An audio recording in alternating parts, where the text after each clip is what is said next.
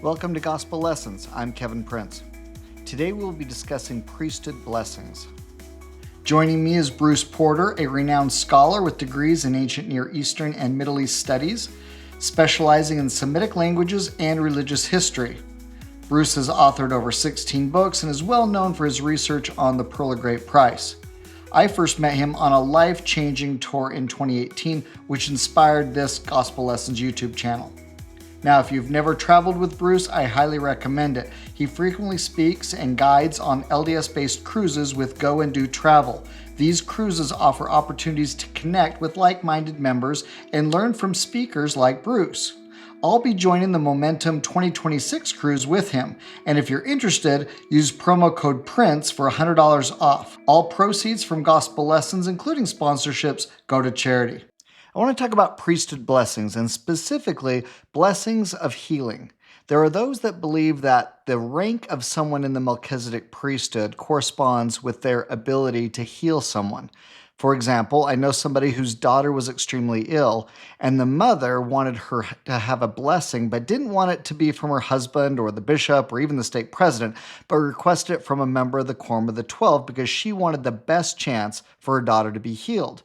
Does priesthood office and responsibility equate to better blessings, and how does this relate to priesthood power and authority? Well, the healing again the healing is not by the power of the priesthood or the authority of the priesthood. The healing is a blessing of faith.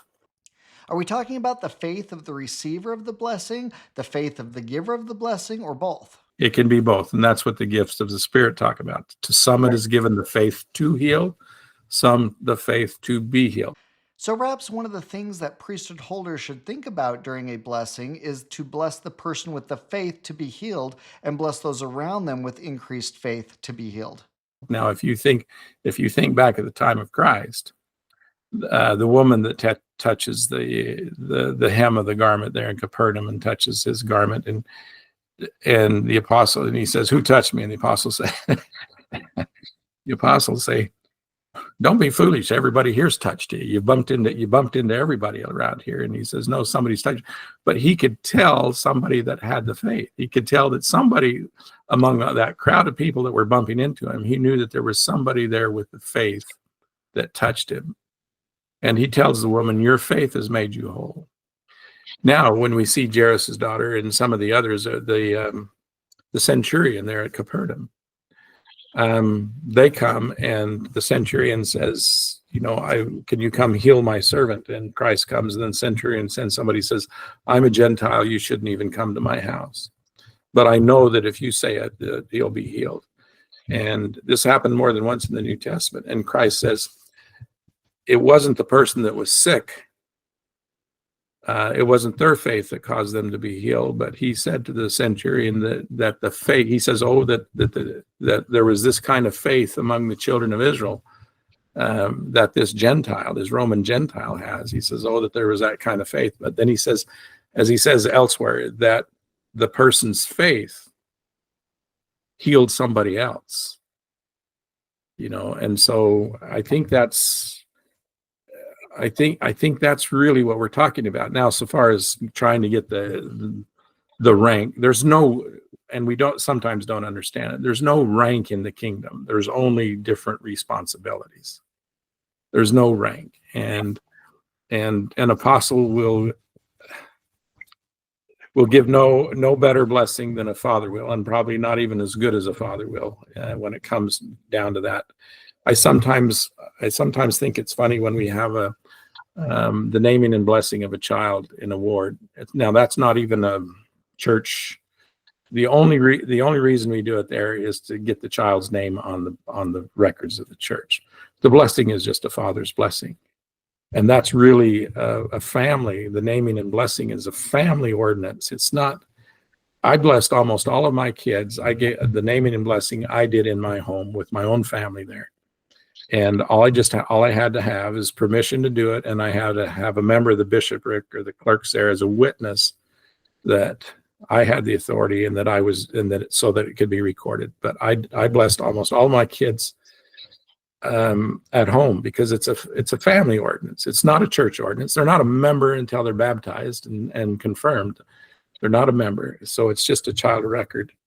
And so I laugh sometimes when you go and there's a blessing that's taking place, and it's almost as though it's going to be a better blessing. The more men you have standing in that circle, the better the blessing is going to be, or the more real the blessing is going to be. So you got 25 men standing in the circle around this child. No wonder they're screaming.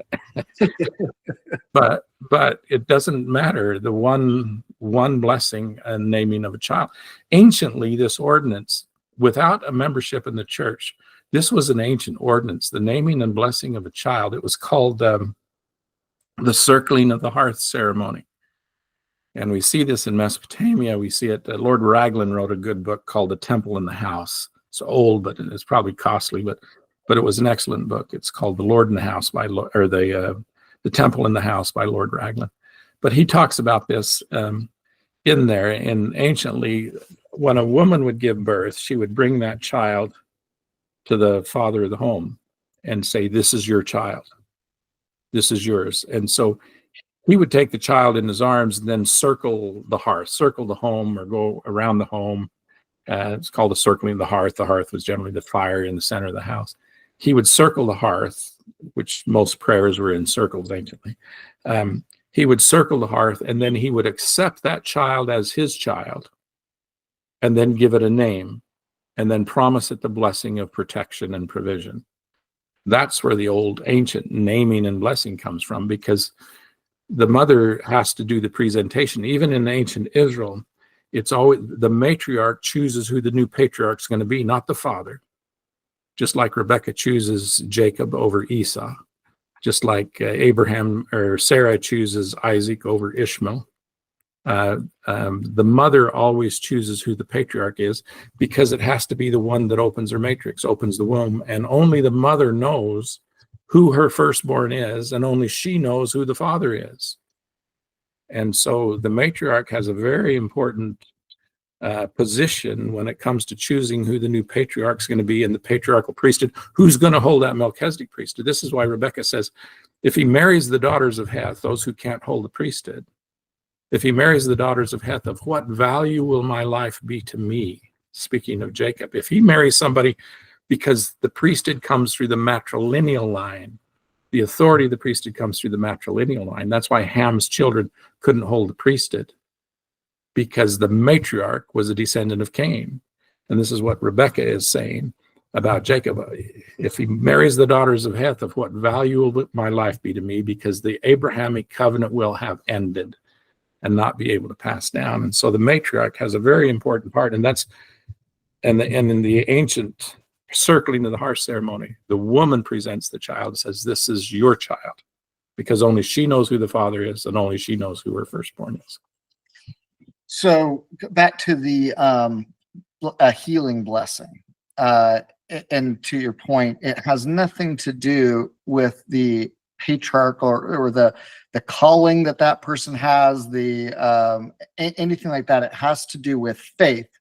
And I think what you said is it could be the faith of the person that needs the healing, and there's examples of that in Scripture. It could be the faith of the person giving the blessing. And it could also be someone that is neither of those two that is there, could have the faith to help somebody be healed as well. But it all comes down to faith and not priesthood. Am I correct? That's exactly right. That's exactly what I say. And that's why the priesthood is not invoked in any miracle, healing, or blessing that we see in Scripture. Fascinating. Well, this has been just super enlightening. Thank you, Kevin. Thanks for joining us today and learning about false traditions. Remember to subscribe so future episodes are easier to find. Thanks for watching.